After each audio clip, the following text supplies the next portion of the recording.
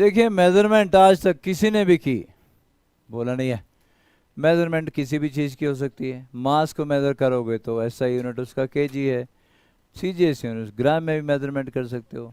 Length की measurement करनी है मीटर में कर सकते हो, सेंटीमीटर में कर सकते हो, मिलीमीटर में कर सकते हो, राइट। तो इसी तरीके से अगर वॉल्यूम की करनी है तो मीटर क्यूब में करोगे भाई, यही है ना बेटा। तो कोई भी क्वांटिटी हमारे पास है उसकी मेजरमेंट तो करनी पड़ेगी, बिना मेजरमेंट के बात बनती नहीं है। क्योंकि आपको किसी को कुछ देना है वो भी मेजर करके देना होगा, किसी से कुछ लेना है वो भी तो मेजरमेंट के साथ ही लेना होगा ना। तो मेजरमेंट करनी पड़ती है और मेजरमेंट में एरर भी आएगा। आज तक कोई नई दुनिया में पैदा हुआ ना आगे कोई पैदा होने वाला जो ये बोल सके कि मेरी मेजरमेंट में एरर नहीं है। सबकी मेजरमेंट में एरर होता ही होता है। एक्चुअली होता ये है, ध्यान से समझने की कोशिश करना। जैसे मान लो आपके पास ये कोई स्केल है, 0 1 2 3 4 5 6 7 8 9, मान लो मिलीमीटर का स्केल है। ये 1 सेंटीमीटर आ गया, यहाँ पर क्या है बेटा 0 सेंटीमीटर है। अब आपने इसकी लेंथ मेजर करनी किसकी भाई, मैं यहाँ पर एक लेंथ बनाने लगा हूँ जी। इसकी लेंथ आपको मेजर करनी है, यहाँ तक है। अब यहाँ तक अगर आपको लेंथ मेजर करनी है, बहुत ध्यान से देखना, ये तो है 0 सेंटीमीटर पर, ये आ गया 0.5 सेंटीमीटर, 0.6 0.7। अगर मैं 0.7 लिखता हूँ तो वो भी गलत है, और अगर मैं 0.8 लिखता हूँ बेटा वो भी गलत है। क्यों, ये तो बीच जैसे में है ना, ना 0.7 ना 0.8, इनके बीच में कोई रीडिंग ही नहीं है। ये तुम्हारे ज्योमेट्रिक बॉक्स में जो स्केल होता है ना उसकी बात कर रहा हूँ, मिलीमीटर होती है उसका लीस्ट काउंट है ना। लीस्ट काउंट मतलब कम से कम वो कितना रीड कर सकता है, मिलीमीटर में रीड करता है वो। तो भाई अगर लाइन यहाँ तक है बेटा तो मैं क्या करूँगा, मैं बोलूँगा यार 0.7 के आसपास है, चलो भाई 0.7 बोलता हूँ। लेकिन मैं जानता हूँ 0.7 गलत है, 0.7 थोड़ा सा ज़्यादा है, कितना ज़्यादा लेकिन मुझे पता नहीं, बीच में कोई रीडिंग नहीं है। तो मैंने अप्रॉक्सीमेटली 0.7, अगर 7 के आसपास है, अगर 8 के नज़दीक है 0.8 लिखूंगा, लेकिन मेरी रीडिंग में एरर आ चुका है। ठीक है। अगर बीच वाला मिलीमीटर वाला स्केल भी यहाँ बीच में रीडिंग होती और हम माइक्रोस्कोप से चलो उसको भी देख रहे होते तो यार उसके नीचे जो अंदर जो लाइनें होती हैं उनके बीच में कई लाइन फॉल करगी, तो लास्ट डिजिट तो हमेशा सस्पिशियस रहेगी। लास्ट वाली डिजिट हमेशा सस्पिशियस रहेगी। जैसे मैं और एग्जांपल लेता हूँ, ये 1 सेंटीमीटर आ गया बेटा, इसी तरीके से आपके पास ये आ गया आगे, ठीक है। और आपकी जो लाइन है वो यहाँ तक थी। अब ये क्या है 1 सेंटीमीटर, 1.1 1.2 1.3, ना ये 1.3 है ना ये 1.4 है। 1.3 लिखता हूं तो भी गलत है, 1.4 लिखता हूं तो भी, लास्ट डिजिट में तो गड़बड़ होनी ही होनी है। शुरुआत की डिजिट में हमें कॉन्फिडेंस होता है कि ठीक है बॉस ये तो बढ़िया है, लेकिन जो लास्ट डिजिट होती है मेजरमेंट में उसमें तो गड़बड़ होनी करनी है हम लोगों ने। आज तो कोई पैदा नहीं हुआ जो ये बोल सके कि मैंने 100% एक्यूरेट रीडिंग ले ली है। तो फिर वो एरर तो आ गया, एरर आ गया तो वो फाइंड आउट भी करना पड़ेगा। उसी एरर के बारे में चल रहे हैं जी हम लोग, और सबसे पहले हमारे पास आ गया एरर्स इन मेजरमेंट। बेटा एरर्स इन मेजरमेंट हमारे पास 3 टाइप के एरर होते हैं बच्चों, सिस्टमैटिक एरर्स, रैंडम एरर्स और लीस्ट काउंट एरर। 3 टाइप के एरर बेटा। We have 3 types of errors, systematic errors, random errors and least count errors. सबसे पहले कौन सा, सिस्टमैटिक एरर बेटा। Systematic errors are those errors cause of which is known to us. उसका cause हमें known होता है। The systematic errors are those errors that tend to be in one direction, either positive और negative. Some of the sources of systematic error, ये मैं बाद में लिखवाता हूं, लेकिन इनका कॉज नोन होता है। हमें पता है कि बॉस ये एरर है, ये कॉज भी है, लेकिन उसको दूर नहीं कर सकते। क्यों नहीं कर सकते, और कोई इंस्ट्रूमेंट ही नहीं मेरे पास। मेरे पास मान लो कि एक इंस्ट्रूमेंट है, मान लो वो एमीटर है। एमीटर देखा होगा तुमने 10th में लैब में, करंट मेजरमेंट के लिए। अब एमीटर में जब 0 करंट हम फ्लो करवा रहे हैं ना बेटा, उसकी रीडिंग कहाँ होनी चाहिए थी, 0 पे, लेकिन 0 से थोड़ा सा आगे है उसकी नीडल, पहले ही दिख रहा है हमें साफ भाई यार ये नीडल ठीक नहीं है बस, जब करंट नहीं है तो 0 पे होनी चाहिए थी, लेकिन ये 0.1 पे है, ये तो पहले ही गलत रीड कर रहा है। अरे भाई जो पहले ही गलत नीडल जो है 0 नहीं कर रहा है, वो बाद में जो करंट फ्लो करवाएगा वो कहाँ सही रीडिंग देगा। पर पंगा क्या है कि तुमने एक्सपेरिमेंट करना है और कोई एमीटर तुम्हारे पास है नहीं, कॉज तो नोन है पर कर कुछ नहीं सकते, वही यूज़ करना पड़ेगा। तो अगर किसी एरर का कॉज नोन है, ऐसे एरर को हम सिस्टमेटिक एरर बोलते हैं। The systematic errors are those error that tend to be in one direction, either positive और नेगेटिव। तो नीडल है आगे है, हमेशा जीरो से थोड़ा सा आगे है, तो जब करंट मेजर करूंगा तो जितना करंट आना था ना उससे ज़्यादा ही रीडिंग देगा हमेशा। वो हमें पता है कि हाँ ज़्यादा ही देगा यार, थोड़ी सी ज़्यादा हमेशा रीडिंग निकाल के देगा। तो systematic error are those error, लिखा बेटा, cause of which is known to us. Systematic errors are those errors cause of which is known to us. और उसके बाद ये भी नोट कर सकते हो कि systematic errors are those errors that tend to be in one direction only, either positive or negative. ये फर्दर 3 टाइप के हो सकते हैं जी।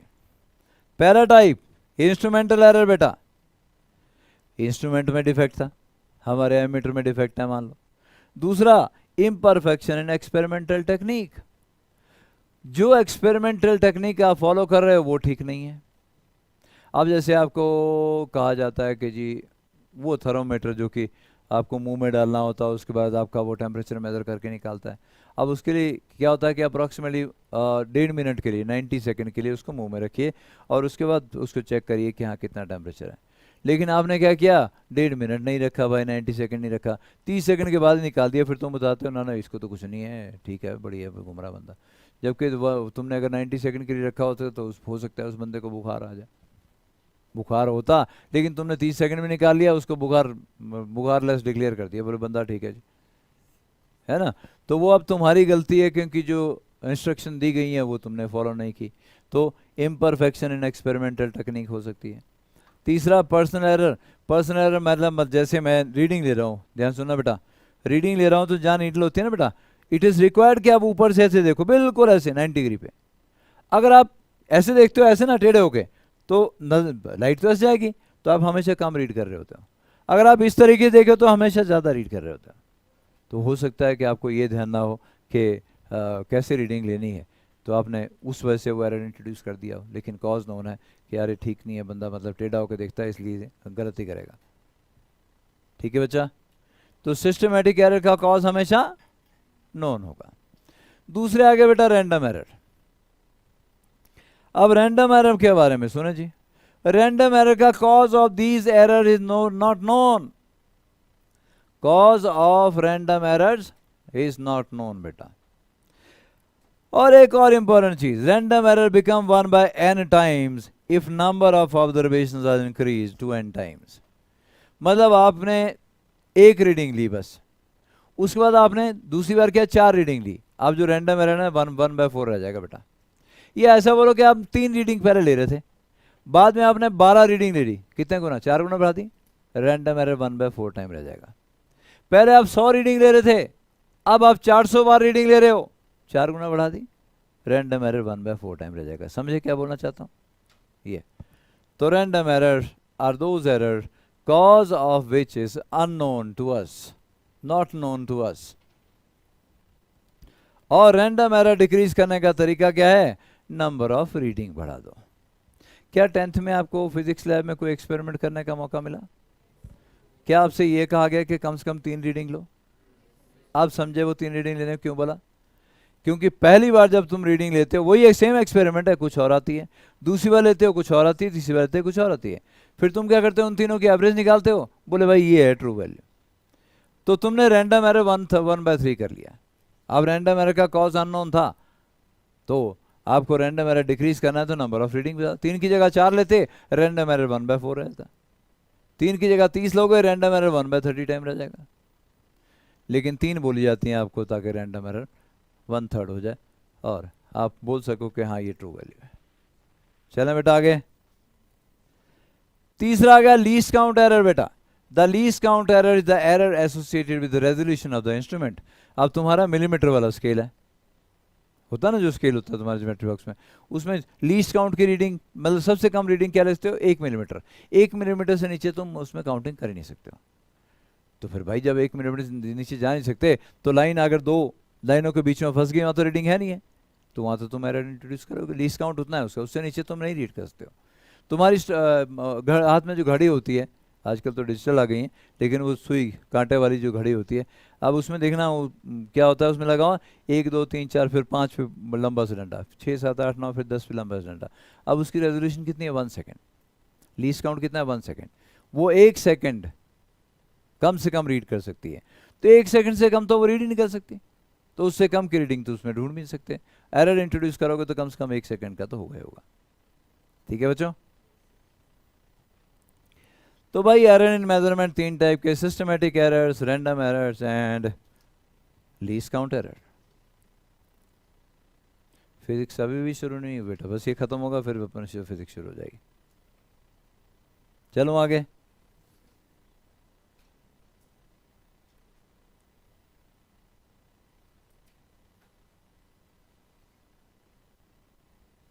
क्या इतना नोट कर लिया सभी ने बच्चों?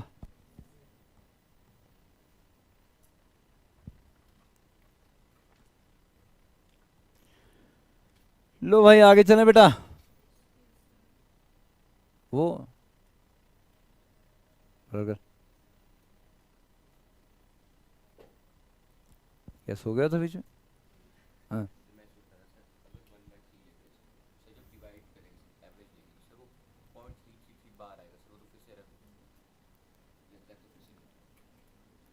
चल तो आगे बताता हूँ, अभी नोट कर फटाफट से।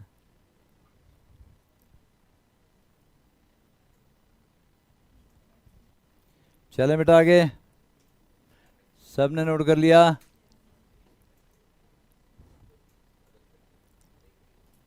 ट्रू वैल्यू और मीन वैल्यू, अगर आपने A1 A2 A3 AN are the measured values of a physical quantity, मान लो तुम सिंपल पेंडुलम का टाइम पीरियड मेजर करने लगे, ये होता है ना सिंपल पेंडुलम, ऐसे रस्सी से एक हैवी मास लटका दी जाता है, थोड़ा साइड पे ले जाते हैं, फिर वो ऑसिलेट करता रहता है, फिर तुम उसका टाइम पीरियड मेजर करते हो। ठीक, पहली बार मेजर किया तो A1 आया, दूसरी बार A2 आया, तीसरी बार A3 आया, nth टाइम में क्या आ गया, AN आ गया। n रीडिंग ले ली, क्यों ले ली n रीडिंग, ताकि रैंडम एरर 1/n टाइम हो जाए। अब ट्रू वैल्यू कैसे निकालेंगे बेटा, A1 plus A2 plus so on AN divide by n, बस मीन निकालो, आ गई ट्रू वैल्यू। लेकिन बच्चा अगर इसको तुमने ट्रू वैल्यू बोल दिया तो अपने पाँव पे कुल्हाड़ी मार ली तुमने, ये भी गलत हो गया, ये ट्रू वैल्यू तो ये है फिर ना, ये भी तो रीडिंग तुमने ही ली थी, अरे गलत हो गई, ये भी गलत है, ये भी गलत है, ये भी गलत है, सारी गलत हो गई, क्योंकि ठीक ये वाली है। अपनी ही रीडिंग तुमने 50 ली और उसके बाद अपनी रीडिंग को बोलते बोले मैं तो बड़ा गलत आदमी था, वो तो गलत रीडिंग ले ली है, क्योंकि ट्रू वैल्यू तो ये आ चुकी है। हर एक रीडिंग में एरर आ गया, पहली में एरर A-A1, दूसरी में A-A2, तीसरी में A-A3, हर एक रीडिंग गलत हो गई।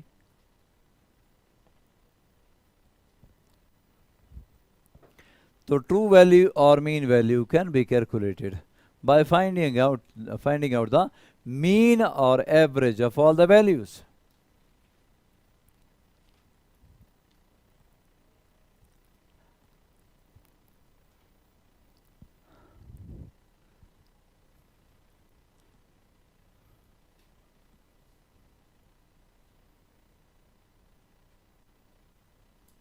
चले आगे बेटा।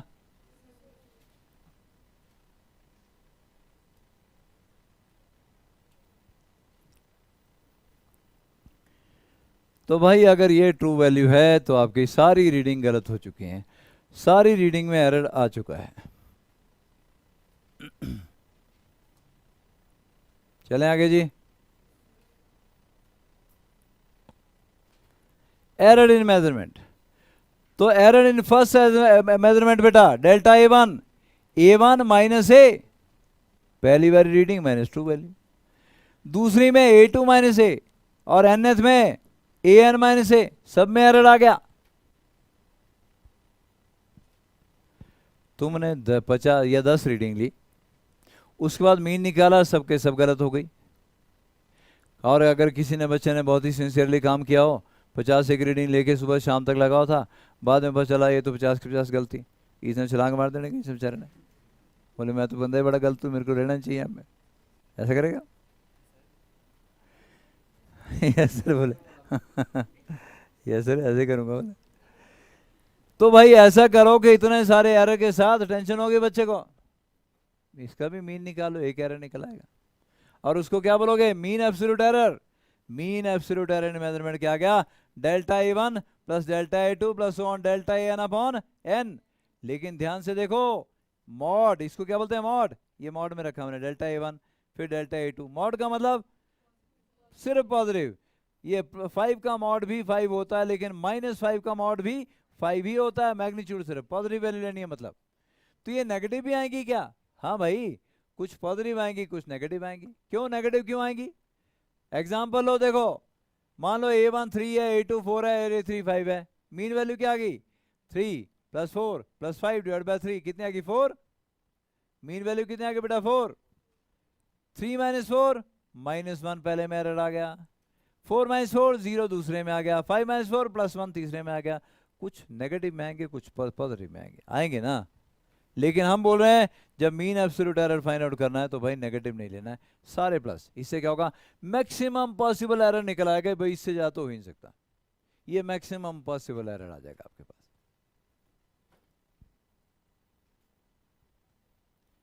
So this will be maximum possible error in measurement.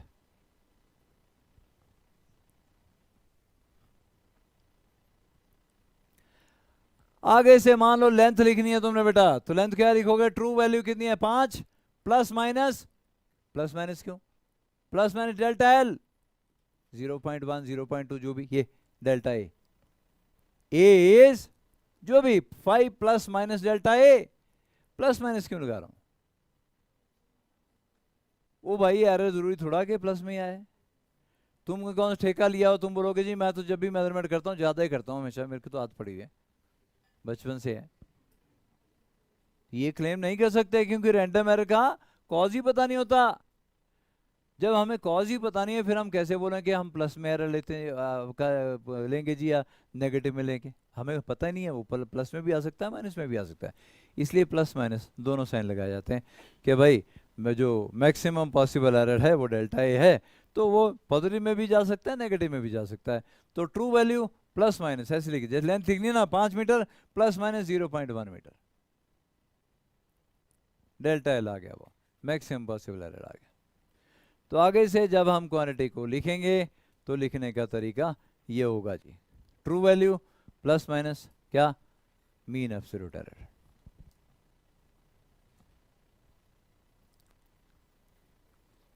इतना हो गया, आगे चलें जी।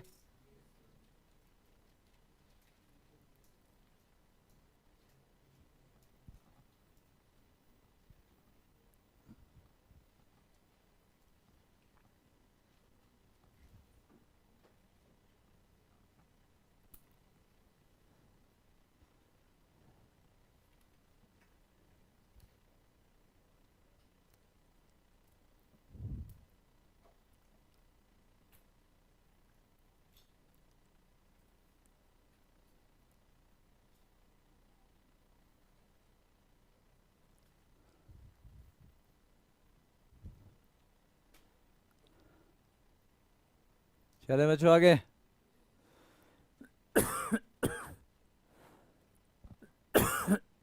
तो ये तो आ गया मीन एब्सोल्यूट एरर ना। चलो एक numerical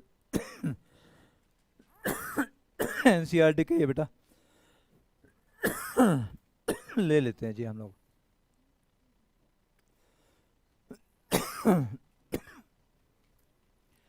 We measure the period of oscillation of a simple pendulum. In successive measurement, the reading turn out to be, पहली रीडिंग थी 2.63, दूसरी 2.56, तीसरी 2.42, चौथी और ये पांचवी। कैलकुलेट द एब्सोल्यूट एरर कैसे करोगे? पहले मीन वैल्यू या ट्रू वैल्यू फाइंड आउट करोगे, फिर delta A1, delta A2, delta A3, delta A4, delta A5, और फिर उनका क्या? सबका एवरेज। तो आप कैसे करोगे जी? सबसे पहले ये, सबसे पहले ये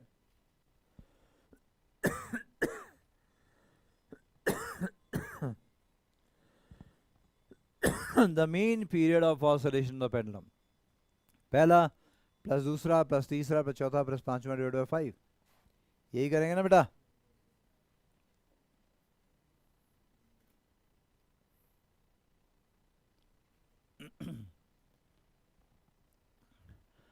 और ये आपके पास आ जाएगा 2.624 और राउंड ऑफ हमने किया तो 2.62 सेकेंड।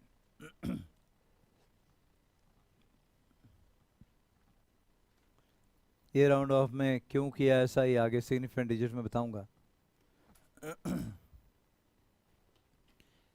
इतना आ जाएगा बेटा, क्योंकि कैलकुलेशन में तुम पे नहीं छोड़ना चाहता, फिर टाइम ज़्यादा लोगे। लेकिन एक बार घर में खुद जाके करना है, ये थोड़ा टाइम लगेगा लेकिन आइडिया हो जाएगा कि हाँ ये करना होता हमने। अब क्या करेंगे, अब करेंगे डेल्टा A1 है ना बेटा। अब हम करेंगे जी डेल्टा A1 फाइंड आउट, फिर डेल्टा A2।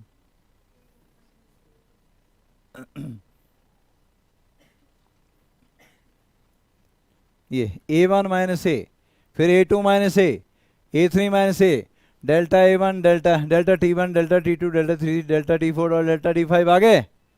अब इन सब का एवरेज निकालेंगे, लेकिन यहाँ माइनस भी है, माइनस ही लेने हैं, मॉड में लेने हैं, प्लस ही लेने हैं। और प्लस जब लोगे तो ये आपके पास आ जाएगा। ये देखो कोई माइनस नहीं लिया हमने, डिवाइड बाय करेंगे 5 और delta T mean, mean absolute error आपके पास आ जाएगा कितना, 0.11 second.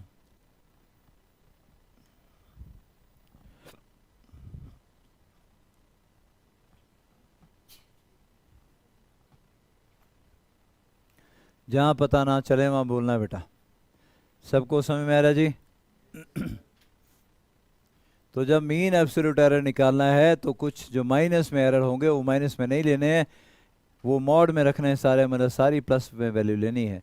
Divide by total number, आपका मीन एब्सोल्यूट एरर निकला है, और वो मैक्सिमम पॉसिबल एरर होगा, उससे ज़्यादा एरर नहीं हो सकता।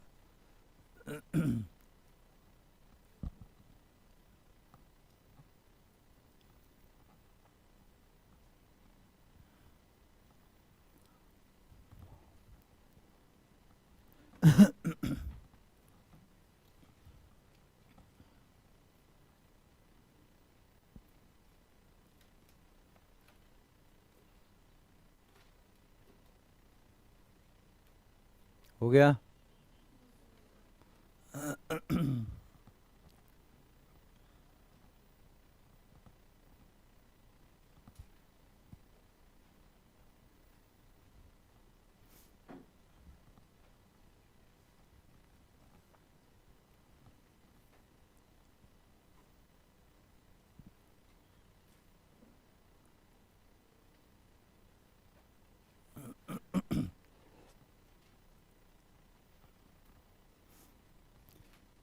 अपने आप करना बेटा घर में जाके, है ना, ताकि वो तरीका आपको बिल्कुल दिमाग में रहे, क्योंकि आगे से अगर प्रॉब्लम आती है तरीका दिमाग में होगा तो गलती का स्कोप नहीं रहेगा। पीछे बात नहीं बेटा, बात नहीं।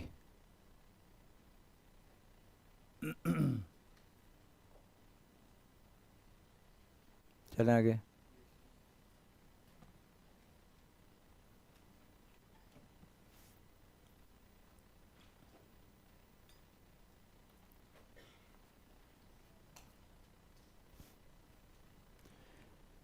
लो भाई आगे बढ़ते हैं, हमारे पास आगे नोट करें। और रिलेटिव एरर क्या होता है जी? रिलेटिव एरर होता है delta A upon A. Mean absolute error निकालते कैसे निकालते हैं हमें पता है, divide by true value. Delta A upon A को हम बोलते हैं relative error. Delta A upon A को क्या बोलेंगे बेटा? Relative error. Percentage error, percentage error किसको बोलते हैं? Relative error into 100, delta A upon A into 100। तो अगर कोई बोलता है कि फाइंड रिलेटिव एरर तो डेल्टा ए अपॉन ए निकालना बेटा। अगर कोई बोलता है कि परसेंटेज एरर फाइंड आउट करो तो relative error into 100, that is delta A upon A into 100 के बराबर आपका एरर आना है।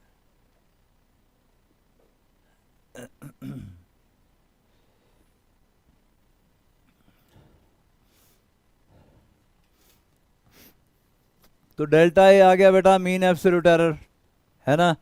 Delta A upon A relative error, delta A upon A into 100 percentage error.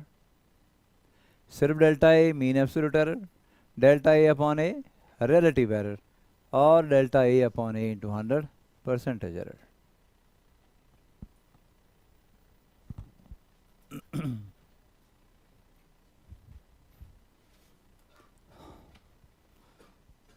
चलें आगे बच्चों।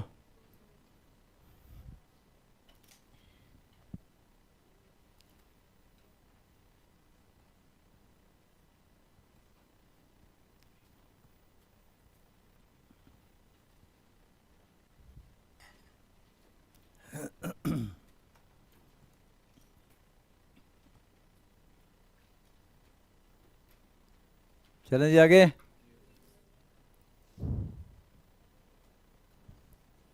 Propagation of errors. अब सुनना जी, देखिए आपने लेंथ मेजर कर ली, कोई आपके पास स्क्वायर फील्ड थी मान लो, लेंथ मेजर कर ली और विड्थ भी मेजर कर ली। अब आपसे कहा जाता है यार इसका पेरीमीटर बताओ। पेरीमीटर क्या था बेटा स्क्वायर फील्ड का? 4L, L plus L plus L plus L. Rectangular field का twice of L plus B. Sum मतलब चारों साइड का twice of L plus B. अरे भाई लेंथ में विड्थ ऐड करोगे तब आएगा ना पेरीमीटर। लेंथ तुमने मेजर की उसमें एरर था, ठीक। विड्थ मेजर की उसमें भी एरर था।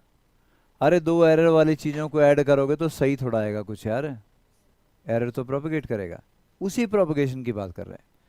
इसी तरीके से लेंथ तुमने मेजर की उसमें एरर था, विड्थ मेजर की, क्या बेटा छलांग मारनी है हैं? तो काय को खोल रहा है उसको? तो खिड़की खुली तो उसमें स्टे वायर लगा दे बेटा, शीशा टूटेगा किसी के खोपड़ी वगैरह जाके नीचे तो। है ये वाली क्या जाली वाली खुली है? बस क्या बोला बे?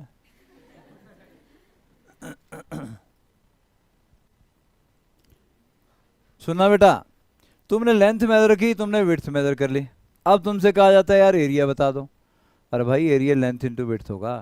लेंथ में तुम्हारी एरर, विड्थ में भी एरर। दो एरर वाली चीज़ों को मल्टीप्लाई करोगे तो ठीक थोड़ा हो जाएगा, वो प्रोपगेट करेगा एरर। उसी प्रोपगेशन की बात कर रहे हैं। तो हमारा टॉपिक नेक्स्ट है जी प्रोपगेशन ऑफ एरर। सबसे पहले propagation of error in sum and difference. Addition और सब्ट्रैक्शन में कैसे प्रोपगेट करेगा error? Propagation of error in sum and difference बच्चों।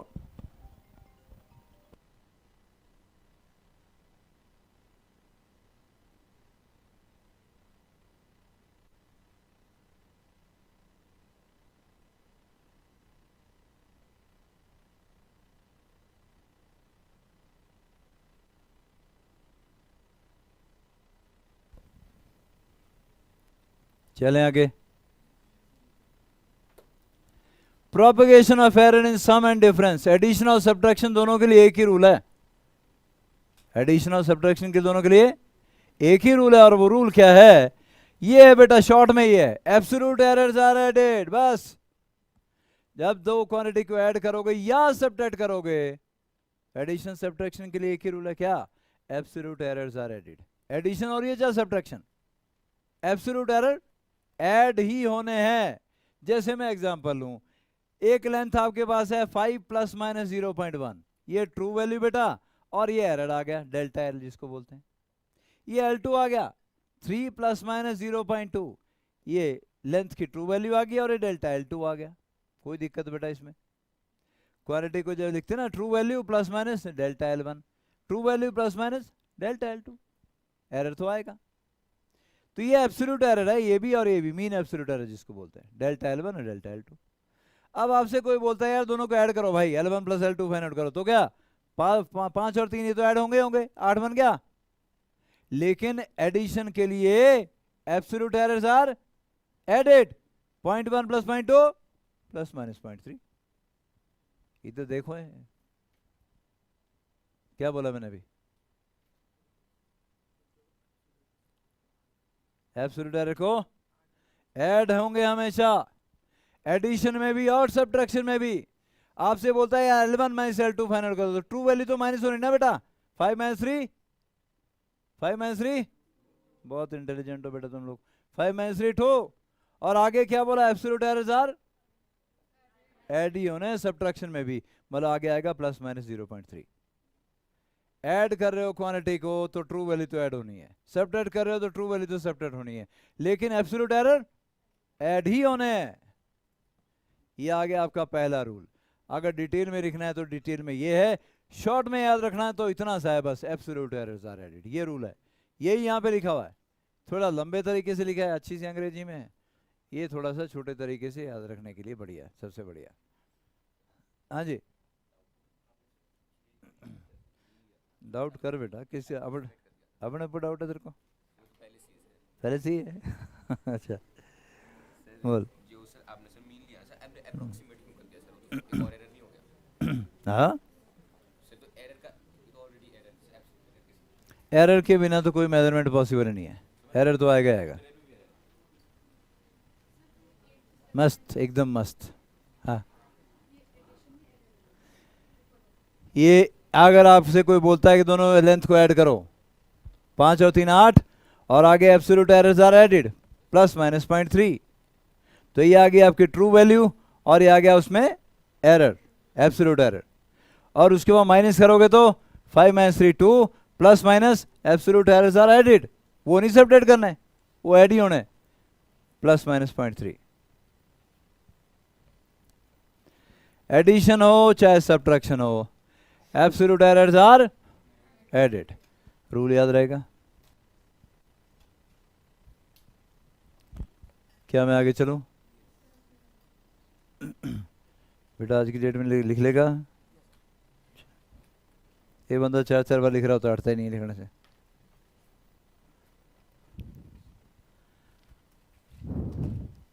Propagation of errors in product and division, बेटा काय में प्रोडक्ट एंड डिवीजन मतलब मल्टीप्लिकेशन और डिवीजन, दोनों के लिए एक ही रूल है। एडिशन सब्ट्रैक्शन के लिए एक ही रूल था, मल्टीप्लिकेशन डिवीजन के लिए भी एक ही रूल है। और वो रूल क्या है? Relative errors are added. Rule क्या बेटा? Relative errors are added. For example, R आपके पास है ए इंटू बी, दोनों मल्टीप्लाई हो रहे ना बेटा, तो रिलेटिव एरर क्या होता है? डेल्टा आर अपॉन आर, यही ना, delta R upon R is equal delta A upon A plus delta B upon B. यहां से डेल्टा आर फाइंड आउट कर सकते हो, आर तो आ गया ना ये भी, आर से इसको मल्टीप्लाई कर दोगे और यहां क्या आ जाएगा? डेल्टा आर निकल आएगा। तो क्या रूल आ गया? रिलेटिव एरर्स आर एडिड, किसमें? मल्टीप्लिकेशन में भी और डिवीजन में भी। अगर आर ए अपॉन बी है बेटा तब भी सेम रूल है, delta R upon R is equal delta A upon A plus delta B upon B. Multiplication और डिवीजन के लिए एक ही रूल है, और वो रूल है रिलेटिव एरर्स आर एडिड। अगर बच्चा इसको 100 से मल्टीप्लाई कर दूं दोनों तरफ तो परसेंटेज एरर बन जाएगा, तो वैसा बोल सकते हो percentage errors are added.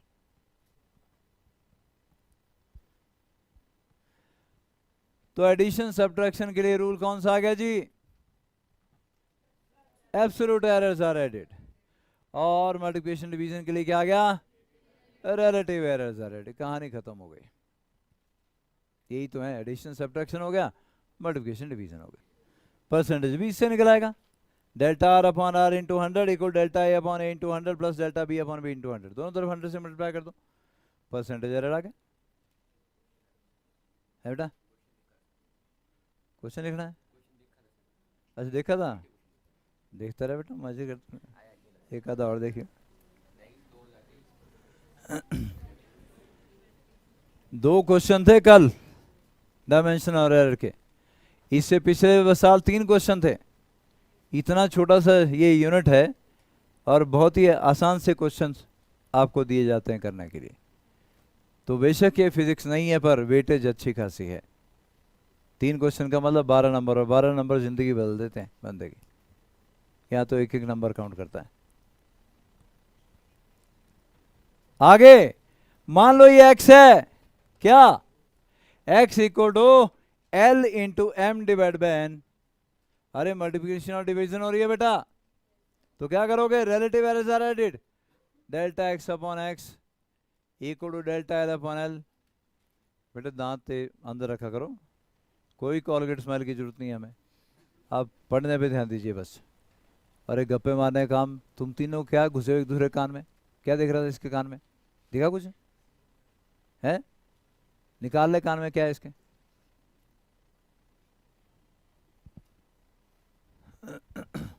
Delta X upon X equal to क्या बेटा?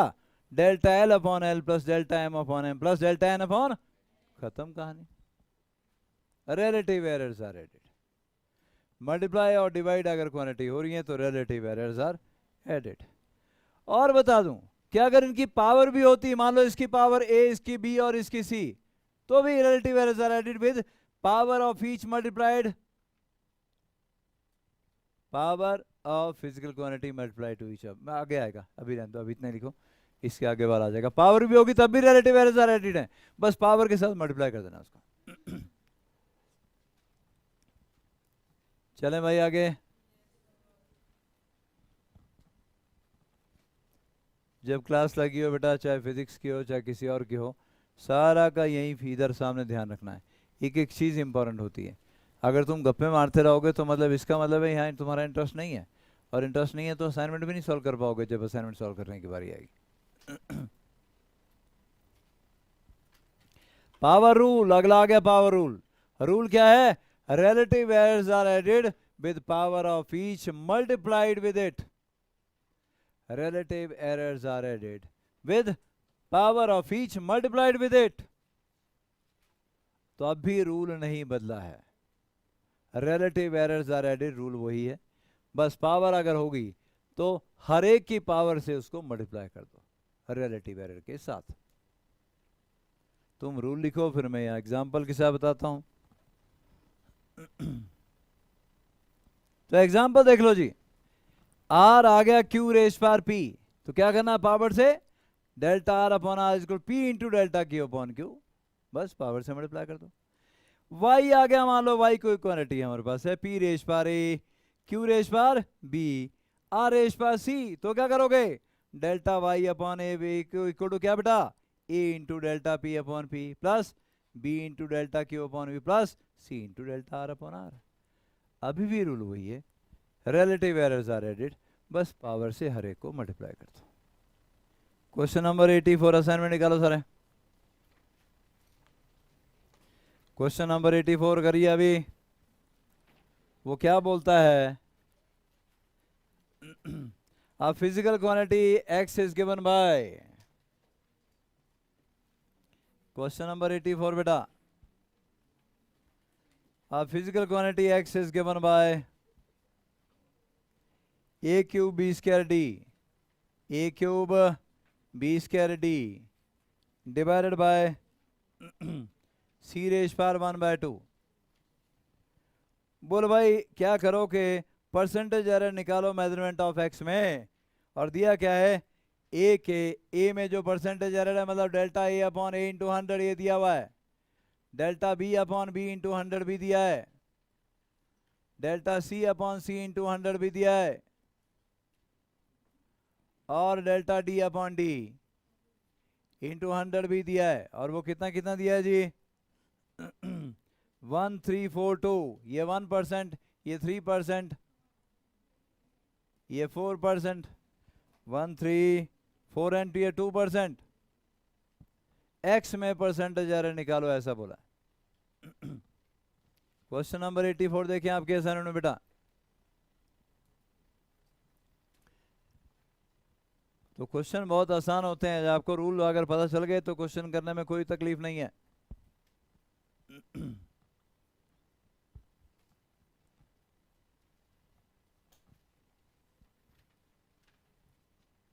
हाँ जी बच्चों, क्या करोगे बोलो? Delta X upon X, relative errors are added है ना बेटा, और 100 से मल्टीप्लाई करो तो परसेंटेज एरर बन जाएगा। क्या बोलो?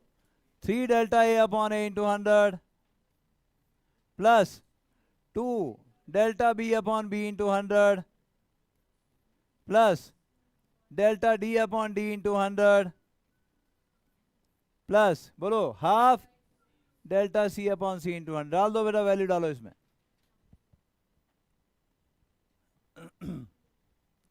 वैल्यू डालो, आराम से बताओ क्या आ गया।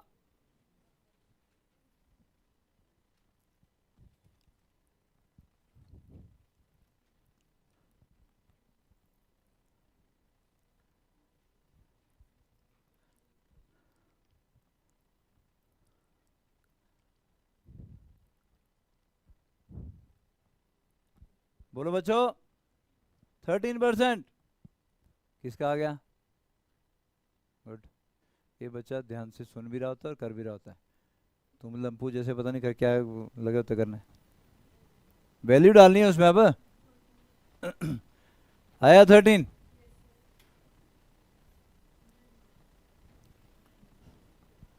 कर वो बेटा, चंपकलाल क्या कर रहा है?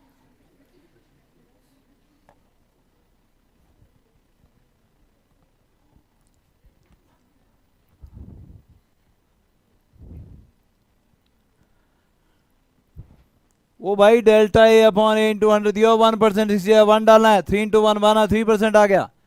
डेल्टा बी ये 3% दिया, 3 इंटू 2 6% हो गया।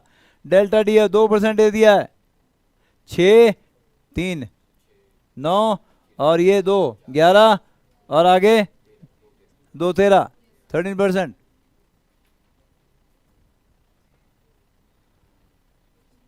हो गया जी। एक रूल और है वो बता दूं फिर आगे बढ़ते हैं जी। क्लियर हो गया। एडिशन के लिए रूल आ गया, एब्सोल्यूट एरर्स आर एडिड, और मल्टीप्लिकेशन डिवीजन के लिए आ गया रिलेटिव एरर्स आर एडिड। अगर पावर होंगी तो पावर से मल्टीप्लाई कर दो। क्लियर है, दो ही अभी तक।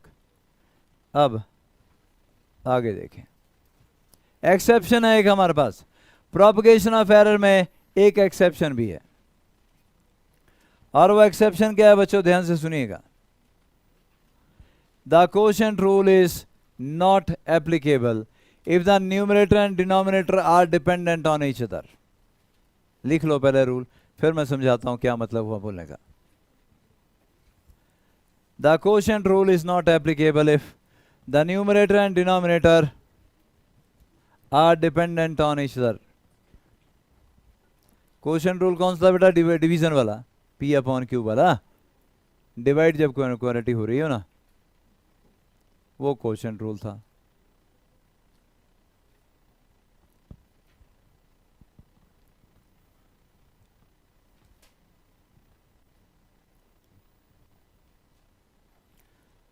चलो भाई मैं एग्जांपल देता हूं।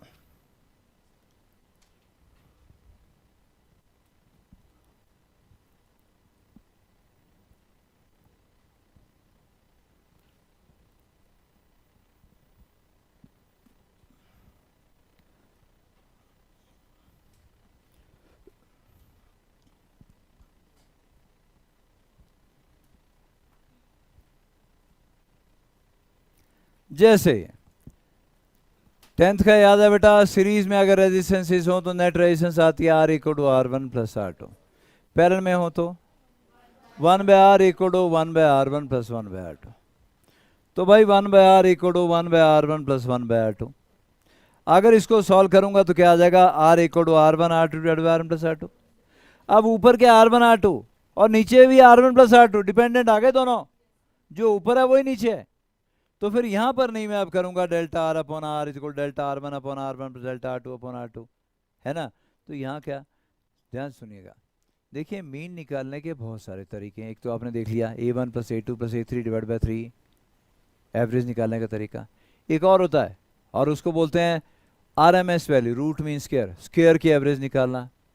A1 square plus A2 square plus A3 square divide by 3 under root, ये भी एवरेज ही है, पर इसका आंसर कुछ और आता है।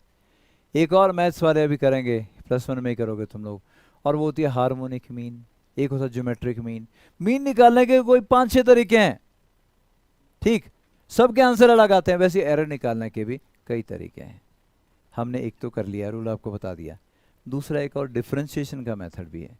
अब डिफरेंशिएशन का मेथड क्या है वो, और वो कहाँ अप्लाई करना है, जहां डिपेंडेंट हो जाए, ऊपर R1 R2 नीचे R1 प्लस R2, जहां डिपेंडेंट हो गया ना न्यूमरेटर और डिनोमिनेटर, वहां फिर आपने क्या रिलेटिव एरर वाला नहीं लगाना है, डिफरेंशिएशन का मेथड लगाना है। अब डिफरेंशिएशन का मेथड क्या है जी, अच्छा इसका क्या बना था बेटा, इसका बना था अगर मैं लगाता delta R upon R equal to delta R one upon R one plus delta R two upon R two plus delta of R one plus R two divide by R one plus R two. अब R one plus R two दो quantity के add करो तो absolute errors, क्या rule है, absolute errors are added.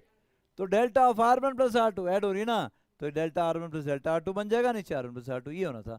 लेकिन ये बोल रहा है कि नहीं ये मत अप्लाई करो, क्योंकि ऊपर नीचे सेम क्वांटिटी है, डिपेंडेंट क्वांटिटी है। तो आप क्या करो, बोले डिफरेंशिएशन मेथड अप्लाई करो। वो क्या है, 1 by R equal to 1 by R one plus 1 by R two आ गया। अब अगर मैं डिफरेंशिएट करूं 1 बाय आर को, ध्यान सुनना बेटा, D by D X of, बहुत ध्यान से सुनिएगा, D by D X of 1 by X क्या लिखूं, वह बन के चाहे वो इंटीग्रेशन होता है, लॉग, मिक्स मत करो चीजों को। D by D X of X raise पर -1, एक्स रेज पर एन का डिफरेंशिएशन का फॉर्मूला था एन एक्स रेज पर एन -1, क्या था बेटा, -1 इंटू एक्स रेस्ट पर -1 क्या बन गया, -1/x²। 1/x का डिफरेंशिएशन क्या आता है, -1/x²। 1/x का डिफरेंशिएशन क्या आता है बेटा, -1/x²। और अगर x की जगह u होगा तो इंटू क्या आएगा, du/dx भी आएगा, इंटू du/dx, राइट। ये आ गया 1/r। 1/r का डिफरेंशिएशन किसके रिस्पेक्ट में ये नहीं पता, इसको बोलते हैं पार्शियल डिफरेंशिएशन की, तो इसको u वाले फॉर्म में लाएंगे सारे। क्या इसका आएगा, -1/r² into dr upon something नहीं लिखना, बस पार्शियल डिफरेंस में किसके रिस्पेक्ट में कर रहे हैं वो नहीं लिखना, बाकी फॉर्मूले वही है। -1/r² इंटू dr, इसका -1/r1² इंटू dr1, और इसका -1/r2² इंटू dr2 लिख दिया बेटा। ये -1/r² into dr, -1/r1² into dr1, -1/r2² into dr2, ये बन गया। माइनस n कॉमन आ गया, dr/r² equal dr1/r1² plus dr2/r2²। dr को डेल्टा आर लिख सकता हूँ, dr डिफरेंशिएशन में लिखते हैं ना बेटा, है तो वो चेंज ही है ना, तो dr की जगह डेल्टा आर लिख दिया, dr1 की जगह डेल्टा r1, dr2 की जगह delta r2, delta r/r² equal delta r1/r1² plus delta r2/r2²। तो हम ये यूज करेंगे फिर differentiation method, delta R find out करने के लिए ये वाला फॉर्मूला यूज करेंगे। और एनसीईआरटी में ये न्यूमेरिकल आपका दिया हुआ है, और इसमें कहा गया है उसने और एनसीईआरटी वाला बिल्कुल इसमें बिल्कुल चुप्पी मार गया, क्या कि ये तो उसने फॉर्मूला क्यों दिया, उसने बोला बस ये पैरेलल में है और ये वाला फॉर्मूला यूज करो, उसने नहीं बोला कि कैसे आया कैसे नहीं आया। मैंने सारा आपको समझा दिया, डिफरेंशिएशन से आया है। एनसीईआरटी वाला बोलता है कि जी ये डेल्टा आर फाइंड आउट करने के लिए इस फॉर्मूले का यूज करो बस आप।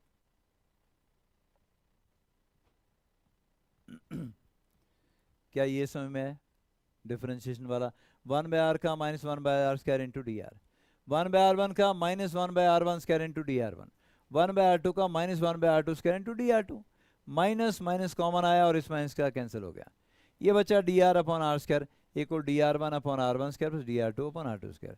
dr को डेल्टा आर लिख रहा हूँ बस मैं, है बेटा, हाँ बिल्कुल उसका वैसे आएगा। तो delta r/r² equal delta r1/r1² plus delta r2/r2²। Delta R यहाँ से फाइंड आउट आप करोगे। एनसीईआरटी वाला साफ बोलता है कि ये वाला फॉर्मूला यूज करो। हमने कौन सा करना था, हमने ये करना था, लेकिन क्योंकि r1 और r2 ऊपर भी है नीचे भी है तो हम बोलेंगे हाँ नहीं जी मैंने ऐसा नहीं करना, हम डिफरेंशिएशन मेथड का यूज करेंगे। क्या, एरर फाइंड। ये भाई तुम्हारा एनसीईआरटी का जो एग्जांपल है 2.10, two resistors of resistance is R1 100 true value ±3 delta R1 आ गया, R2 200 true value ± delta 4 delta R2 आ गया बेटा।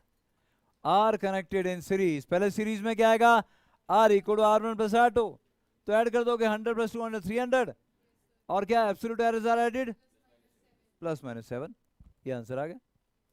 लेकिन जब पैरेलल में बोलेगा एंड पैरेलल कॉम्बिनेशन, तो वो देखो स्पेशली बोल रहा है, उसने नहीं बोला क्या करना है, यूज फॉर्मूला 1/r', इसके लिए पैरेलल में आता है ना बेटा, delta r'/r' equal delta r1/r1² delta r2/r2, जो मैंने ड्राइव करवाया।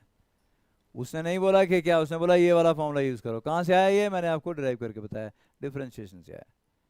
तो अब ये वाला फॉर्मूला जब आप यूज करोगे तो r' फाइंड आउट कर लोगे, है ना बेटा, और उसके बाद ये वाला फॉर्मूला यूज करके जब आप r' फाइंड आउट करोगे, डेल्टा r' फाइंड आउट करोगे, तो ये आ जाएगा आपके पास। ये अब आपने घर में, क्योंकि शॉर्ट एग्जाम्पल है, आप खुद करना है, यहाँ से देख के नहीं, खुद करना है, न्यूमेरिकल नोट करना है, अपने आप करना है ये सारा का सारा, और इससे मैच करना है कि तुम्हारा आंसर कंफर्म हो रहा है कि नहीं हो रहा है। क्लियर हो गया बच्चों? तो आज हमने कर लिया एरर और उसकी प्रोपगेशन, एरर और उसकी प्रोपगेशन। असाइनमेंट में और क्वेश्चन हो गए करने के लिए? कल तक सिर्फ डायमेंशन के थे, यूनिट्स और डायमेंशन के, आज एरर के भी हो गए। ठीक है जी, और अगले लेक्चर में हमने ये डिस्कस करना है, कोई खड़ा ना हो नेक्स्ट लेक्चर में, जो नहीं आते पूछो। ठीक है बच्चों?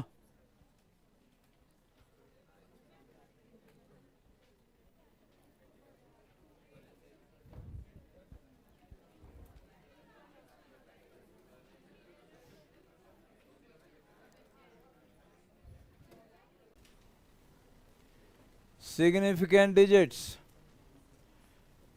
तो सुनना भाई, सिग्निफिकेंट डिजिट क्या होती है, वो सारी डिजिट जिनके ऊपर हमें कॉन्फिडेंस है, और लास्ट वाली डिजिट वो भी जिसके ऊपर हमें कॉन्फिडेंस नहीं होता।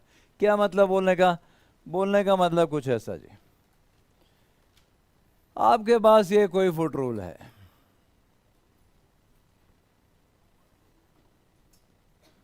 वन सेंटीमीटर और ये 2 सेंटीमीटर। आप किसी की लेंथ मेजर कर रहे हो और ये रीडिंग आपकी आई है। अब ये 1.1 भी नहीं बोल सकते, 1.2 भी नहीं बोल सकते। 1.1 बोलूंगा तो भी गलत है, 1.2 बोलूंगा तो भी गलत है। तो पहली डिजिट पे तो मुझे कॉन्फिडेंस है पक्का, वो तो ठीक है, उसमें कोई शक नहीं है।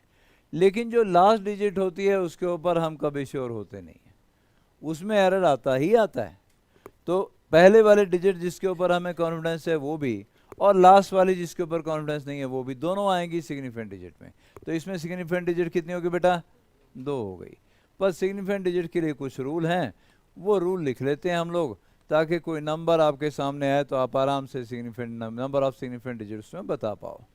ठीक है जी, लिखेंगे बेटा रूल। पहला रूल सिग्निफिकेंट डिजिट के लिए है क्या? All the non zero digits are significant. जितने भी नॉन जीरो डिजिट होंगी किसी मेजरमेंट में, आप सिग्निफिकेंट डिजिट क्या है बेटा? मेजरमेंट में ना, आप लेंथ मेजर कर सकते हो, आप एरिया मेजर कर सकते हो, ठीक है जी, आप वॉल्यूम मेजर कर सकते हो, फोर्स की मेजरमेंट हो रही है, अबे लिखोगे तो सही है जो भी मेजरमेंट आएगी ना। तो उसमें all the non zero digits are significant. जैसे 123 मीटर मान लो आपने ऐसा लिखा, ये भी नॉन जीरो, ये भी नॉन जीरो, ये भी नॉन जीरो, कितने हो गए बेटा? There are 3 significant digits. 1355 newton, ये फोर्स की मेजरमेंट आपने कीजिए, सभी नॉन जीरो है। कितने नॉन जीरो डिजिट है बेटा? 4 ना। We have 4 significant digit in this measurement. All non zero digits are significant बेटा। पहला रूल हो लिया जी। मतलब शक जो हमें है वो जीरो के ऊपर है ना, बात जीरो की कर लें जी। चलो भाई जीरो की बात कर लेते हैं। All the zeros between 2 non zero digits are significant. तो अगर 2 0, 3 0, 4, 5, 6 कितने भी जीरो 2 नॉन जीरो डिजिट के बीच में, तो वो सिग्निफिकेंट हो जाएगी बेटा। जैसे 2 0 0 0 4, मान लो न्यूटन आपने लिखा, ये 3 जीरो है लेकिन 2 नॉन जीरो डिजिट के बीच में है, तो ये सिग्निफिकेंट हो गई। कितनी सिग्निफिकेंट डिजिट आ गई बेटा? 1 2 3 4 5, there are 5 significant digits. 2.0004 decimal लगा तब भी सेम एप्लीकेबल है, क्योंकि ये 2 और 4 के बीच में है ना। या मीटर लिखा मान लो मैंने, तो इसमें भी कितनी है? 5 सिग्निफिकेंट डिजिट हैं। 102 लिखा, the zero is between 2 non zero digit 1 and 2, so we have, newton लिख लो, मीटर लिखो, मीटर क्यूब लिख लो, कोई मेजरमेंट तो किसी की तो होगी ना बेटा। तो यहाँ कोई यूनिट भी होगा जी, मान लो ये न्यूटन था, ये मीटर था, ये मीटर क्यूब है, ठीक है जी। 102, तो 3 सिग्निफिकेंट डिजिट होगी। तो भाई पहला रूल आपके पास आ गया कि all non zero digits are significant बेटा। दूसरा आ गया जीरो के बारे में। If zeros are between 2 non zero digits then they will become significant. Zero के बारे में तो और भी रिसर्च करने को बाकी है भाई अभी। क्या हम आगे चलें बेटा?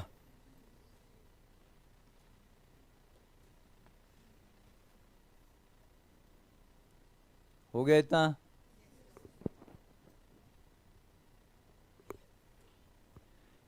अगला रूल, ये लंबा लिखने की जगह आप ये लिखिए, rule number 3, all zeros to the left of left most non zero digit are not significant.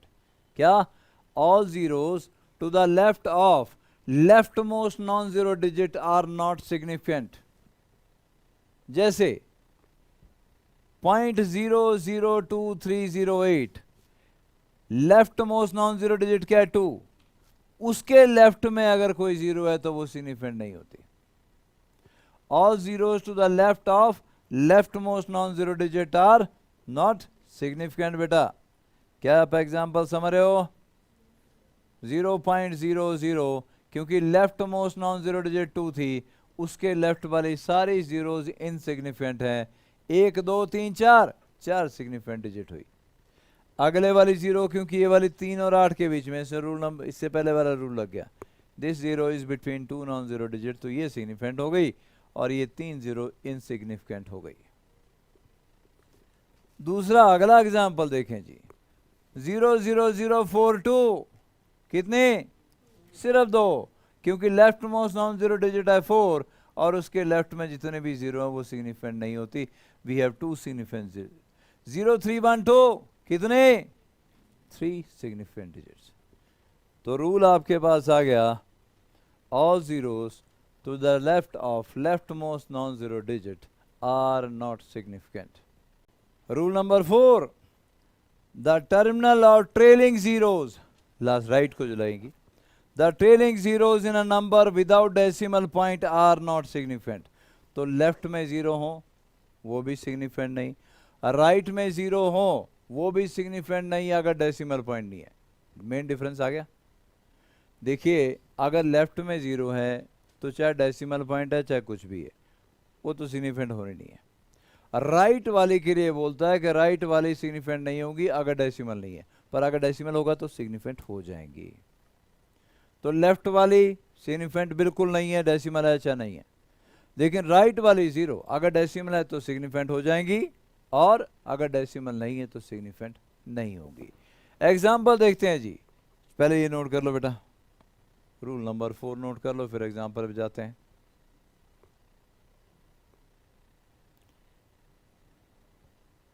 तो इस रूल का मतलब ये है कि मैं क्या भूल गया कि all zeros to the right of right most non zero digit are not significant if there is no decimal point, but they become significant if there is decimal point। लिख लिया जी बच्चों। जैसे हम बोलते हैं 2300 न्यूटन, तो ये राइट वाली जीरो सिग्निफिकेंट नहीं होगी, 2 ही सिग्निफिकेंट डिजिट है भाई इसमें। लेकिन अगर मैं लिखता हूं 2.300 न्यूटन, डेसिमल लग गया ना, डेसिमल लग गया तो राइट वाली जीरो भी सिग्निफिकेंट हो जाएगी। कितनी सिग्निफिकेंट डिजिट होगी बेटा? 4 हो गई। 10.0, 3 हो गई, डेसिमल लगा हुआ है। तो भाई राइट वाली जीरो सिग्निफिकेंट हो सकती हैं अगर डेसिमल लगा होगा तो। डेसिमल लगाने का सीधा सा नंबर है कि तुमने एफर्ट किए हैं उसको मेजरमेंट के लिए। 10 तक, जैसे 1 पॉइंट समथिंग है, 10.0 है तो 10 तक तुमने मेजरमेंट की, फिर उसके बाद और एफर्ट किए तब डेसिमल लगाया। एफर्ट के लगाने के बाद तुमने डेसिमल लगाया है, तो इसका मतलब है वहाँ तक तुमने मेजरमेंट की कोशिश की है, इसलिए वो जीरो सिग्निफिकेंट हो चुके हैं।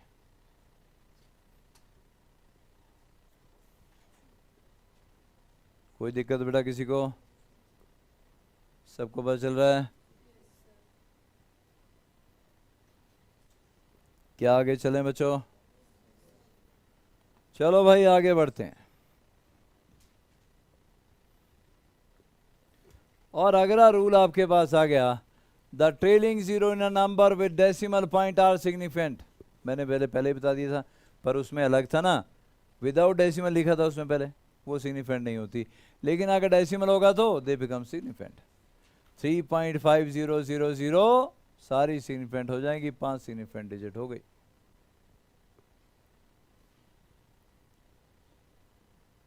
The trailing zeros in a number with decimal point are significant।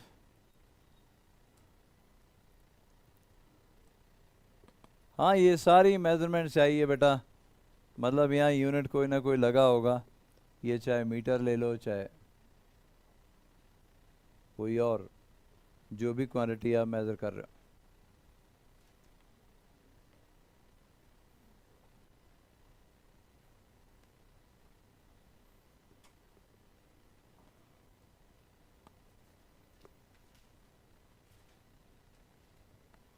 तो ट्रेलिंग जीरो के बारे में 2 रूल आ गए। अगर डेसिमल पॉइंट नहीं है तो ट्रेलिंग जीरो सिग्निफिकेंट नहीं होती, और अगर डेसिमल पॉइंट है तो सारी ट्रेलिंग जीरो सिग्निफिकेंट हो जाती हैं। क्लियर हो गया? आप ऐसा भी बोल सकते हो कि जी हमने किसी फोर्स की मेजरमेंट की और फोर्स आ गई 3500 न्यूटन, ठीक है, तो इसमें सिर्फ 2 ही हैं सिग्निफिकेंट डिजिट। लेकिन अगर मैं लिखता हूँ 3500, यहाँ लास्ट में भी डेसिमल लगा दिया मैंने, ठीक, तो आपके पास 4 सिग्निफिकेंट डिजिट होगी बेटा। डेसिमल अगर लगा हुआ दिखे तो ट्रेलिंग ज़ीरो सारी के सारी सिग्निफिकेंट हो जाएंगी, डेसिमल नहीं लगा है तो ट्रेलिंग ज़ीरो सिग्निफिकेंट नहीं होंगी।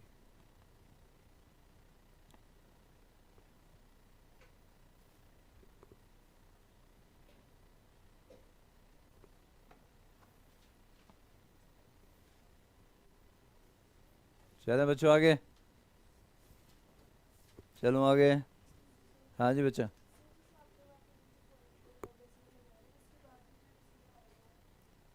यहाँ पर नहीं बेटा, डेसिमल लास्ट में भी आपने लगा दिया या पहले लगा है ना।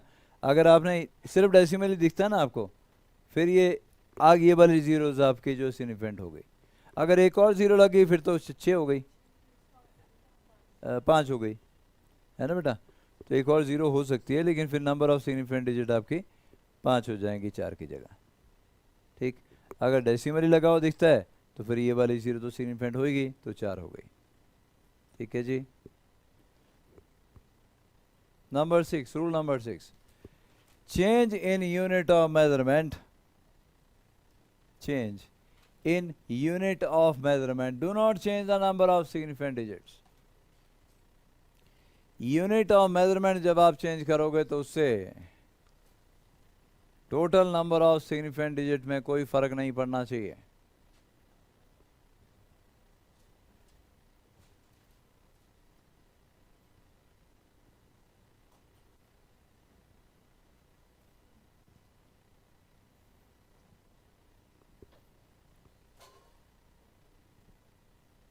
जैसे आपने लिखा 4.700 मीटर, 1 2 3 4 सिग्निफिकेंट डिजिट है, डेसिमल लगा हुआ क्योंकि 1 मीटर में 100 सेंटीमीटर होते हैं, तो डेसिमल शिफ्ट हो जाएगा, तो क्या बन जाएगा 470.0 सेंटीमीटर। आप भी 4 ही हैं। मिलीमीटर अगर लिखना है तो क्या लिखेंगे 4700, लेकिन आपको क्या लगाना पड़ेगा, यहाँ डेसिमल लगाना पड़ेगा 4700 मिलीमीटर।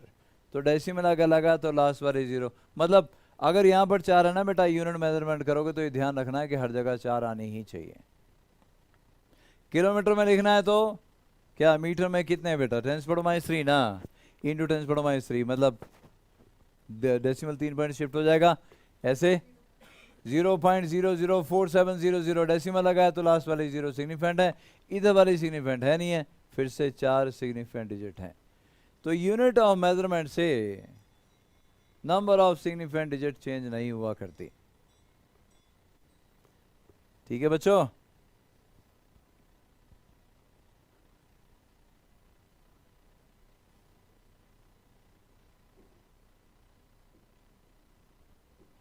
लो भाई तुम यहाँ देख लेना,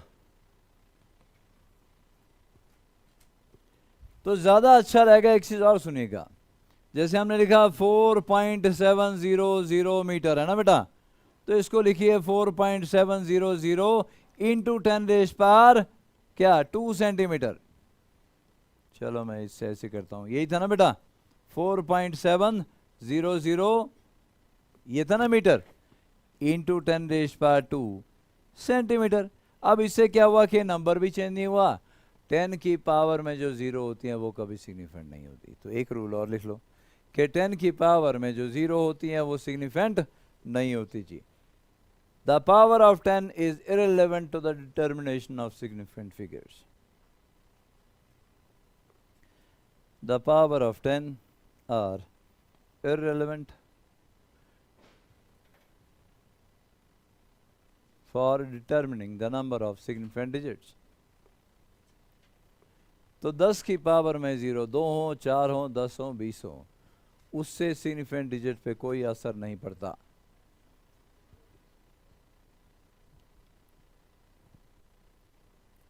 तो इसीलिए हम बोल रहे थे जी, आप क्या करिए 4.700 मीटर था ना बेटा, इसको लिखो 4.700 इंटू 10⁻² सेंटीमीटर। 10 की पावर मैटर ही नहीं करती, 4 सिग्निफिकेंट डिजिट यहाँ पर है, 4 ही यहाँ पर थी। या 4.700 इंटू 10⁻³ मिलीमीटर, 10 की पावर अफेक्ट नहीं करेगी, 4 सिग्निफिकेंट डिजिट जैसी थी वैसे के वैसी रहेगी। तो यूनिट ऑफ मेजरमेंट जब आपको चेंज करना है तो ये भी ध्यान रखना है number of significant digit change ना हो। और ये सब कुछ बेटा नया है, पहली बार देख रहे हो तुम लोग। और जैसा मैंने कहा कि अभी भी फिज़िक्स हमारी शुरू नहीं हुई, ये मेजरमेंट की और एरर की बात चली हुई है। और मेजरमेंट हमारी डेली लाइफ में भी करनी पड़ती है, एरर जहाँ भी हम मेजरमेंट करेंगे वहाँ आएगा ही आएगा। ये कॉमन टॉपिक है साइंस का, केमिस्ट्री में भी होता है, फिज़िक्स में भी होता है। केमिस्ट्री में पता नहीं कर रहे हो, केमिस्ट्री में क्या है, कर लिए? तो ये बस कुछ एक रूल्स हैं जो आपको ध्यान रखने हैं। अब है जी algebraic operations with significant digits. कौन से ऑपरेशन? अरे भाई एडिशन, सब्ट्रैक्शन, मल्टीप्लिकेशन, डिवीजन। तो अगर आपको सिग्निफिकेंट डिजिट को ऐड करना है, सब्ट्रैक्ट करना है, या मल्टीप्लाई या डिवाइड करना है, तो भी तो कोई रूल होगा ना, है ना बेटा? देखो क्या रूल है, और वो रूल याद रखना है बस। एडिशन सब्ट्रैक्शन के लिए एक ही रूल आ जाएगा,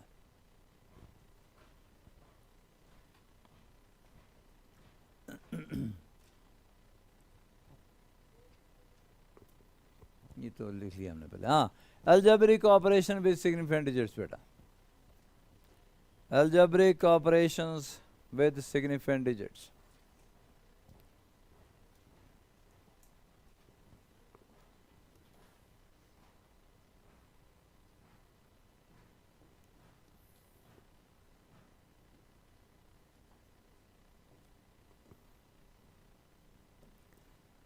पहला है एडिशन एंड सब्ट्रैक्शन।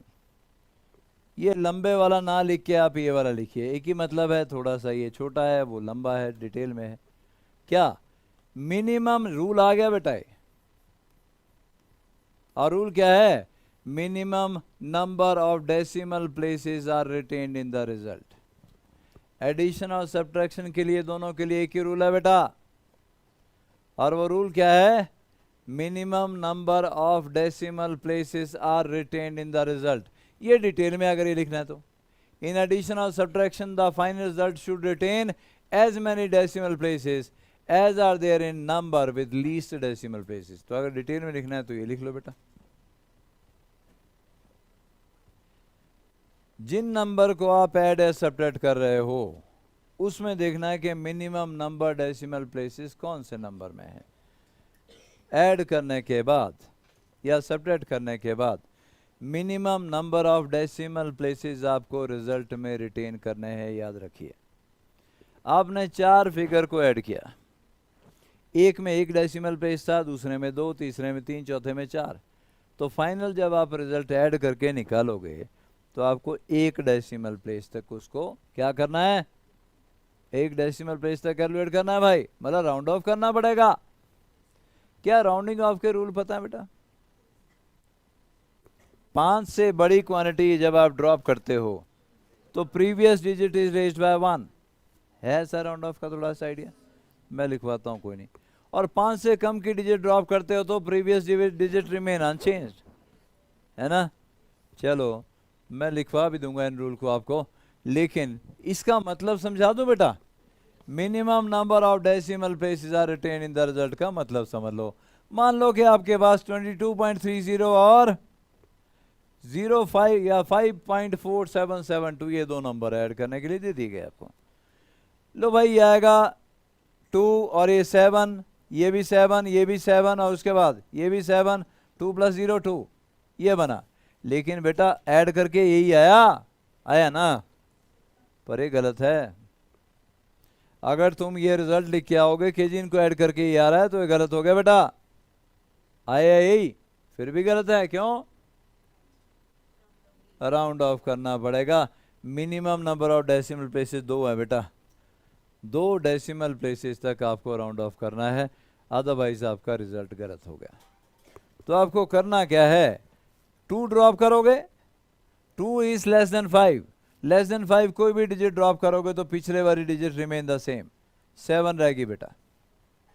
अब 7 ड्रॉप करोगे क्योंकि अभी भी 3 डेसिमल प्लेस है, 7 is greater than 5, greater than 5 कोई डिजिट अगर आप ड्रॉप करते हो तो previous digit is raised by 1, 7 का 8 हो जाएगा, 27.78 ये आपका सही आंसर है। दिखाई दे रहा है बेटा ठीक से?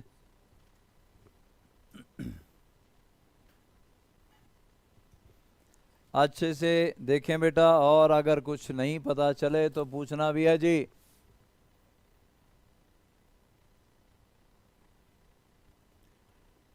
तो आपको देखना है कि minimum number of decimal places किस में थे। ऐड करने के बाद आपको करना है राउंड ऑफ, और राउंड ऑफ कहाँ तक करना है? Minimum number of decimal places लाने तक राउंड ऑफ करना है। राउंड ऑफ करने के लिए रूल होता है कि 5 से ऊपर की डिजिट ड्रॉप करना। राउंड ऑफ करने का मतलब लास्ट डिजिट को ड्रॉप करना।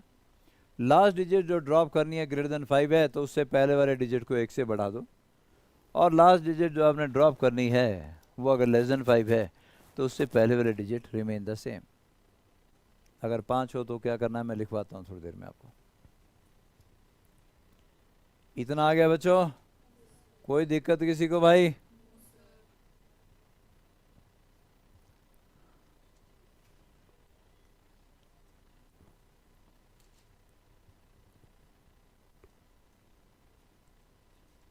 लिख लेगा बेटा आज की डेट में? सबने नोट कर लिया? चला जाए आगे। एडिशन हो चाहे सब्ट्रैक्शन हो, दोनों के लिए सेम रूल है। Least number of decimal places are retained in the result. अगला क्या गया? मल्टीप्लिकेशन एंड डिवीजन बेटा। अगला क्या गया जी? Multiplication and division. ये अगर लिखना है तो ये लिखो, अगर छोटा लिखना है तो ये लिखो। क्या? Minimum number of significant digits are retained in the result. पहले क्या था? डेसिमल प्लेसेस, अब क्या आ गया? Significant digit.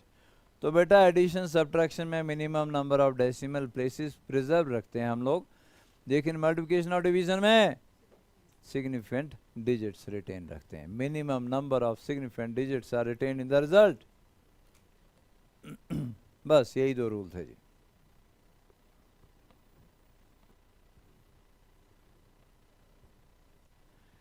जैसे हम बोलें कि हमारे पास डेंसिटी निकालनी है मान लो, और मास दिया है कितना बेटा? ये 4.237 ग्राम। चलो ऊपर लिख लो, पहले रूल लिख लो फिर बताता हूँ।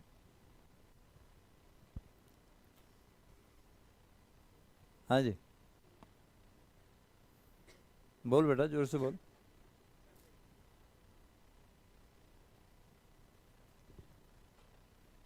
हाँ जी बेटा। चौथे में बेटा 3, और क्या? अच्छा मैं बताता हूँ, इनफाइनाइट का रूल मैं बताता हूँ।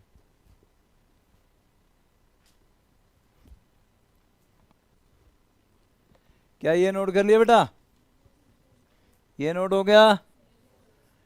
तो ये मास है मान लो 4.237 ग्राम, और ये वॉल्यूम आ गया 2.51 सेंटीमीटर क्यूब, है ना बेटा? लो भाई अगर ये आ गया हमारे पास तो देखते हैं कितना आता है जी। कैलकुलेट करके आ रहा है 4.237, 4.237 है ना बेटा, डिवाइडेड बाय 2.51, और ये आ गया 1.6880 है ना बेटा, 1.68047 ये सारा। लेकिन हमने क्या करना है? मिनिमम नंबर ऑफ कितनी है? मिनिमम नंबर इसमें 4, इसमें 3, तो मेरा आंसर 3 सिग्निफिकेंट डिजिट तक आएगा बस। और जब आप 1.688 लिख दिया, मान लो हमने क्या लिख दिया? 1.688 लिख दिया, तो फिर जब आप 8 को ड्रॉप करोगे तो पिछले वाली रेंज में 9 हो जाएगा।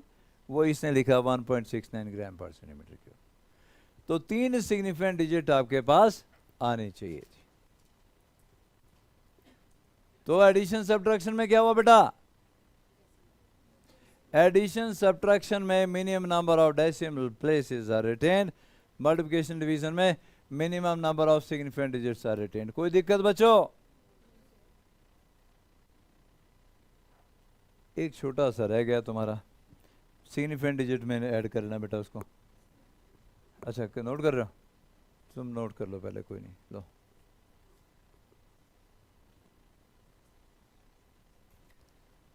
सिग्निफिकेंट डिजिट का एक रूल रह गया था, वो बता दूं तुम्हें।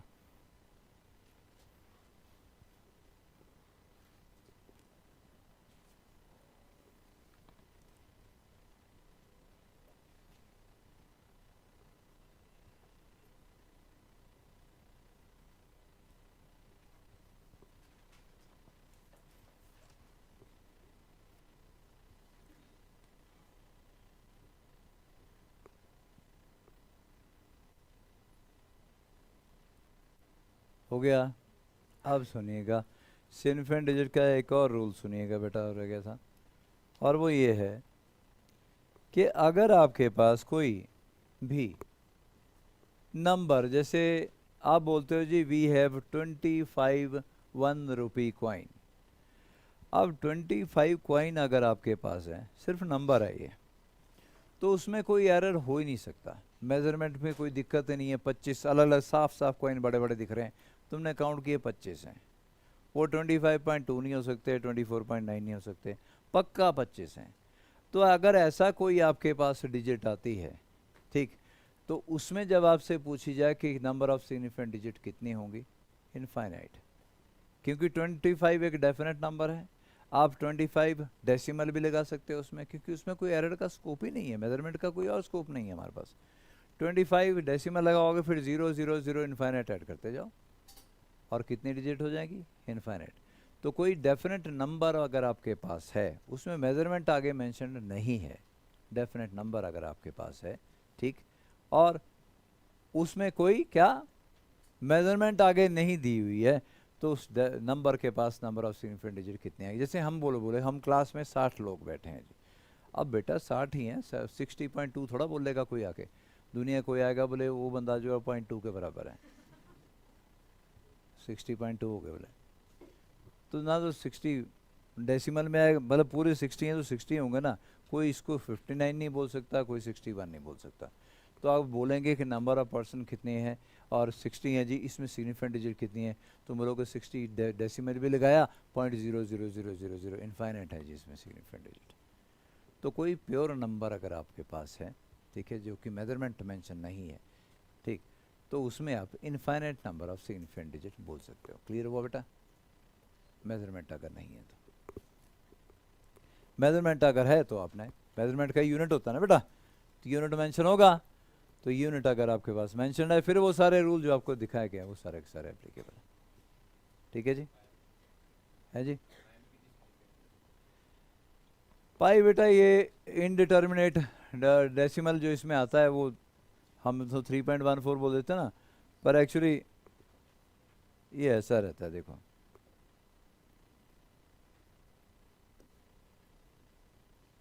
22 डिवाइडेड बाय 7, तो ये आगे तक, अगर ये तो ख़त्म होगी जगह, ये हटता ही नहीं है, ये आगे तक चलता रहता है, और अगर आगे तक चलता रहेगा तो इसमें भी आप, क्योंकि प्योर नंबर है, इसकी डिटर्मिनेंट आगे आगे घुसता चला जाएगा, तो और इसमें कोई मेजरमेंट का यूनिट भी नहीं है हमारे पास, तो इसमें अगर आप बोलना चाहो तो इसमें इनफाइनाइट नंबर ऑफ सिग्निफिकेंट बोल सकते हैं। ये तो ख़त्म हो गया बेटा स्पेस हमारे पास, नहीं तो ऐसे ही चलता रहता है, तो आगे चलता रहेगा, इन्फिनिटी पे चला जाएगा, तो क्या बोलोगे, इन्फिनिटी बोलोगे और क्या बोलोगे। ठीक है बच्चों, चलो आगे भाई।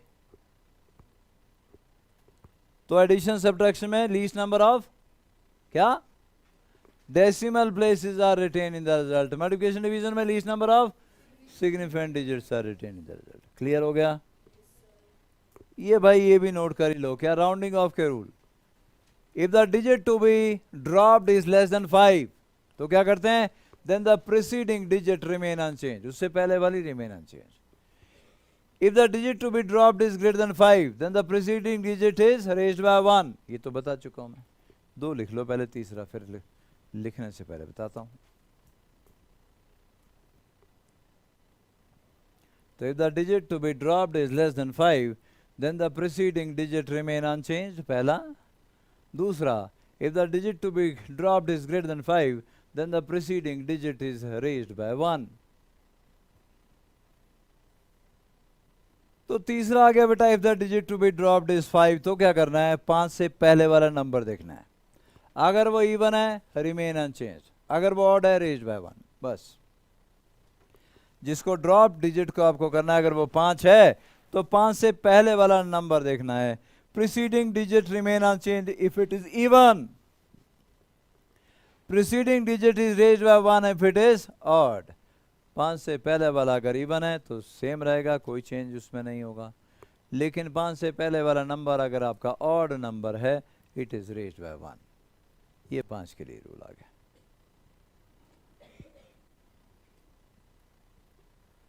And that's it. मैं यहाँ एक्सप्लेन कर देता हूँ एक नंबर के साथ। हम एरर ख़त्म कर चुके हैं।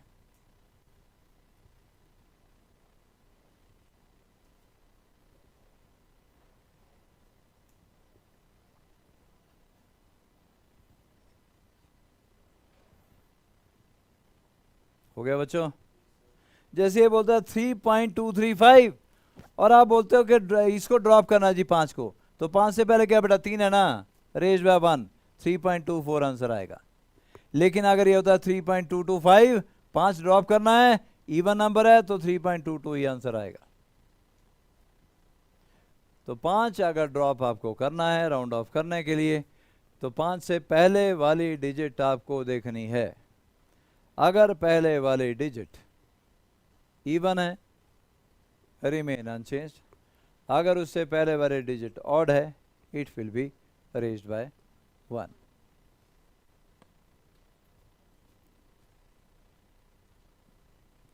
कोई शक हो बेटा इसमें किसी को? नहीं? चलो जी अब आ जाओ, असाइनमेंट निकाल लो अपने अपनी। बोर्ड पे बुलाने लगा हूँ बारी बारी से सबको, और इसको रिकॉर्डिंग को पहले यहाँ पे ऑफ कर देता हूँ मैं।